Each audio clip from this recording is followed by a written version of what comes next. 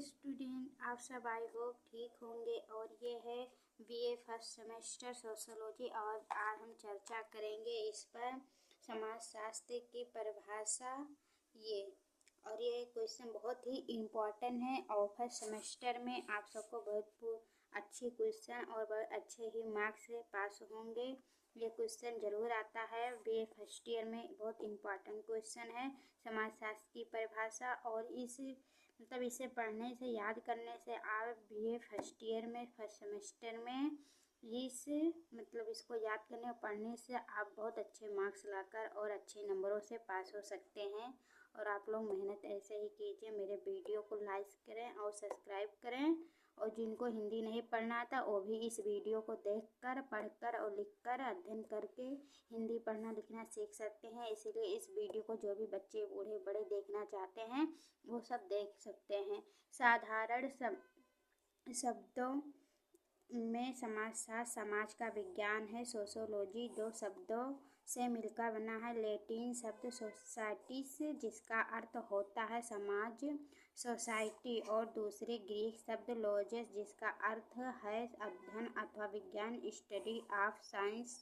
इस प्रकार हम देखते हैं कि सोशोलॉजी समाजशास्त्र का शाब्दिक अर्थ भी समाज के अध्ययन अथवा समाज के विज्ञान से है। समाजशास्त्र एक ऐसा विज्ञान है जो समाज का व्यवस्थित तथा संपूर्ण अध्ययन प्रस्तुत करता है। यही कारण है कि ऐसे अध्ययनों को वैज्ञानिक कहा जाता है। समाजशास्त्र से तात्पर्य सामाजिक संबंधों के ताने बाने से है। दूसरे शब्दों में हम कह सकते हैं कि सामाजिक संबंधों की व्यवस्था ही समाज है, जिसका व्यवस्थित अध्ययन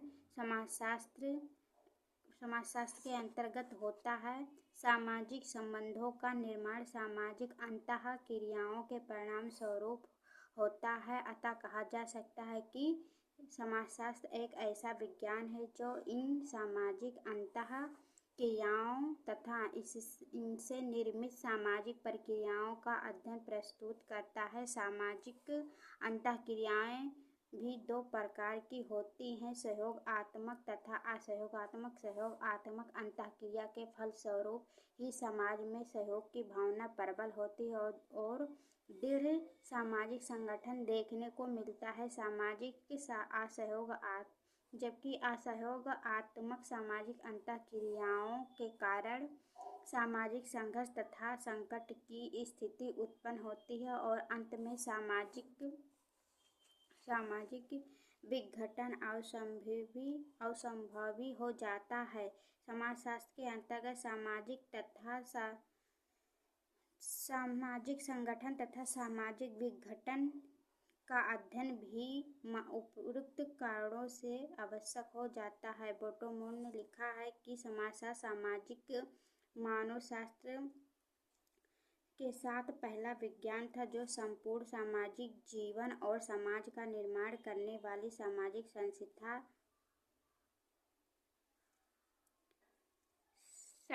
संस्थाओं तथा सामाजिक समूहों की संपूर्ण जटिल व्यवस्था से संबंधित था। समाजशास्त्र में मूलभूत अवधारणा या निर्देशक विचार सामाजिक संरचना का है। इसी प्रकार समाजशास्त्र की रुचि सामाजिक जीवन के उन पक्षों की ओर जाती है जिनका अध्ययन पहले अव्यवस्थित तरीके से किया गया था, जैसे परिवार, धर्म, सदाचार, सामाजिक स्थिरीकरण तथा शहरी जीवन आदि। इस प्रकार हम कह सकते हैं कि समाजशास्त्र के अंतर्गत सामाजिक इकाइयों का व्यवस्थित अध्ययन किया जाता है। विभिन्न समाजशास्त्रियों ने समाजशास्त्र के विभिन्न परिभाषाएं की हैं, जिनमें कुछ प्रमुख निम्नलिखित है। प्रमुख समाजशास्त्री आर्गन तथा निमकॉफ ने समाजशास्त्र को परिभाषित करते हुए लिखा है कि इसके अंतर्गत संपूर्ण सामाजिक जीवन का व्यवस्थित अध्ययन प्रस्तुत किया जाता है। उन्होंने लिखा है कि समाजशास्त्र सामाजिक जीवन का एक ऐसा वैज्ञानिक अध्ययन है। इस परिभाषा से यह विवादित होता है कि समाजशास्त्र का संबंध केवल मानव समाज से है, क्योंकि सामाजिकता के केवल मानव समाज की ही विशेषता है। मैकाइवर तथा पेज ने लिखा है, समाजशास्त्र को समाज का अध्ययन करने चाहिए। समाज सामाजिक संबंधों का जाल है और यह निरंतर बदलता रहता है। परिभाषा में ये समाज के गतिशील होने का संकेत मिलता है, अतः कहा जा सकता है कि समाजशास्त्र को बदलते हुए सामाजिक संबंधों का अध्ययन करना चाहिए। इस परिभाषा को एक भाव यह भी हो सकता है कि समाजशास्त्र को उन सभी दशाओं का अध्ययन करना चाहिए जो समाज को प्रगति की ओर अग्रसर करती है। इच्छित परिवर्तन या गतिशीलता ही दूसरा नाम प्रगति है। मैकाइवर ने एक अन्य स्थान पर समाजशास्त्र का परिभाषित करते हुए लिखा है कि समाजशास्त्र की विषय वस्तु सामाजिक संबंध है। ये मैकाइवर का हो गया है।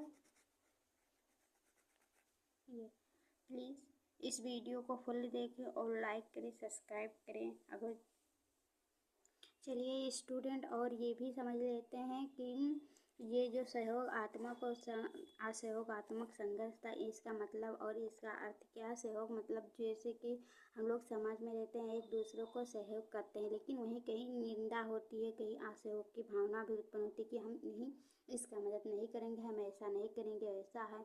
तो इससे असहयोग की संकट उत्पन्न होती है और एक दूसरे के प्रति जो घृणा उत्पन्न होती है।